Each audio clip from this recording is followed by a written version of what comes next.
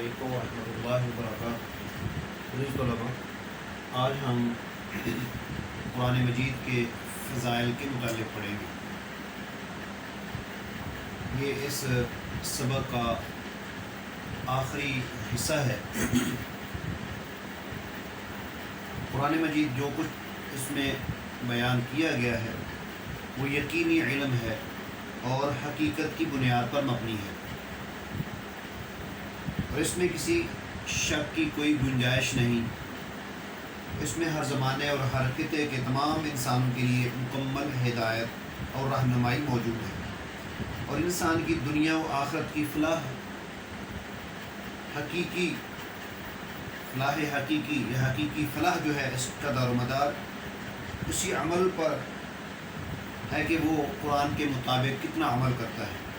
اس لیے قرآن حکیم کو بڑی فضیلت حاصل ہے۔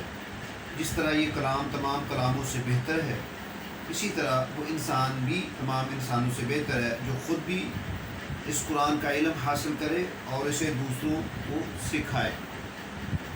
جس طرح کہ نبی اکرم صلی اللہ علیہ وسلم کا فرمان گرامی ہے، خیرکم من تعلم القرآن وعلمہ، تم میں سے بہتر وہ ہے جو قرآن سیکھتا ہے اور سکھاتا ہے۔ اس لیے ہمیں چاہیے کہ قرآن پاک کا علم حاصل کرنے کی طرف سب سے زیادہ توجہ دیں، اور اس کے لیے کسی طرح کی محنت سے دریغ نہ کریں۔ قرآن کریم کی تلاوت ایک بہت بڑی نیکی ہے۔ اس کے ایک ایک حرف کی تلاوت پر 10 نیکیاں ملتی ہیں۔ اس پر عمل کے نتیجے میں اللہ تعالیٰ دنیا اور آخرت دونوں میں عزت اور سرفرازی عطا فرماتا ہے۔ اس سے منہ پھیرنے والے ذلیل و خوار ہوتے ہیں۔ تاریخ گواہ ہے کہ مسلمان جب تک اس قرآن کی تعلیمات پر عمل پیرا رہے، دنیا میں غالب رہے۔ جب انہوں نے اس کی طرف سے غفلت برتی تو عزت و سربلندی سے محروم ہو گئے۔ یہ بات رسول اکرم صلی اللہ علیہ وسلم نے پہلے ہی ارشاد فرما دی تھی کہ اللہ تعالیٰ بہت سی قوموں کو اس قرآن کی وجہ سے سربلندی عطا فرمائے گا، اور بہت سی دوسری قوموں کو اس سے غفلت کی وجہ سے گرا دے گا۔ اس لیے ہمیں چاہیے کہ ہم قرآن پاک کی تلاوت کریں اور اس کو سمجھیں اور اس کی تعلیمات پر عمل کی کوشش کریں۔ عزیز طلباء، قرآن مجید کی فضیلت کے متعلق نبی اکرم صلی اللہ علیہ وسلم کے بہت زیادہ فرامین خطبہ احادیث کے اندر موجود ہیں۔ جس طرح کہ نبی اکرم صلی اللہ علیہ وسلم ارشاد فرماتے ہیں، اقرأوا القرآن فإنه يأتي يوم القيامة شفيعا لأصحابه، کہ قرآن مجید کی تلاوت کیا کرو، قیامت کے دن یہ قرآن اپنے پڑھنے والوں کی شفاعت کرے گا۔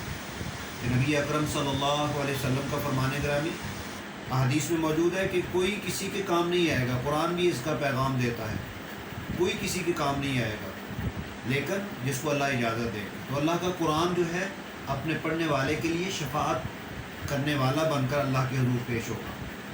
اور اسی طرح نبی اکرم صلی اللہ علیہ وسلم کا فرمان گرامی، ان اللہ یرفع بهذا الکتاب اقوام ویضع به آخرین، کچھ ایسے لوگ ہیں، ایسی قومیں ہیں کہ جن کو قرآن کی وجہ سے عروج ملے گا، اور کچھ ایسی قومیں کہ جو اس کی وجہ سے ذلیل و خوار ہوں گی۔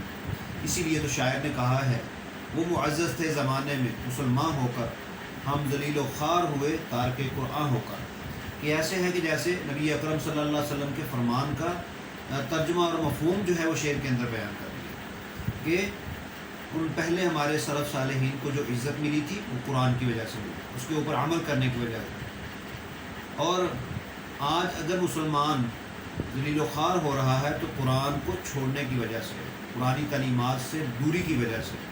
تو اگر آج بھی ہم عزت چاہتے ہیں، مقام چاہتے ہیں، عروج چاہتے ہیں، تو وہ اللہ کی کتاب قرآن مجید سے ہی مل سکتا ہے۔ کیوں کہ اللہ تعالیٰ نے اس کتاب کے اندر اس وقت کے لوگوں کا بھی اور اس کے بعد والے اور آج اور قیامت تک کے آنے والے جتنے لوگ ہیں ان کے سارے مسائل کا حل اللہ نے قرآن کے اندر بیان کیا ہے۔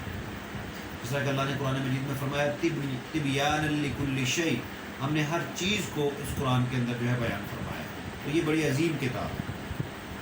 اسی طرح نبی اکرم صلی اللہ علیہ وسلم ارشاد فرماتے ہیں، یقال لصاحب القرآن اقرأ ورتل كما ترتل في الدنيا فإن منزلك عند آخر آية تقرأها کہ نبی اکرم صلی اللہ علیہ وسلم فرماتے ہیں کہ قرآن پڑھنے والوں کو اللہ تعالیٰ ارشاد فرمائیں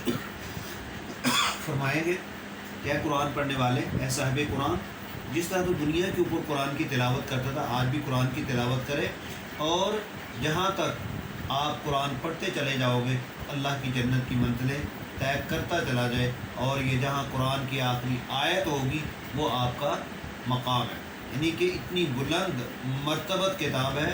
اللہ تعالیٰ جنت کے اندر جنتیوں کو بھی یہ جو ہے وہ نعمت عطا فرمائیں گے، اور قرآن پڑھنے والا قرآن پڑھتا جائے گا اور جنتی درجات جو ہیں وہ بلند کرتا چلا جائے گا، اور وہ بلندی پہ فائز ہوگا۔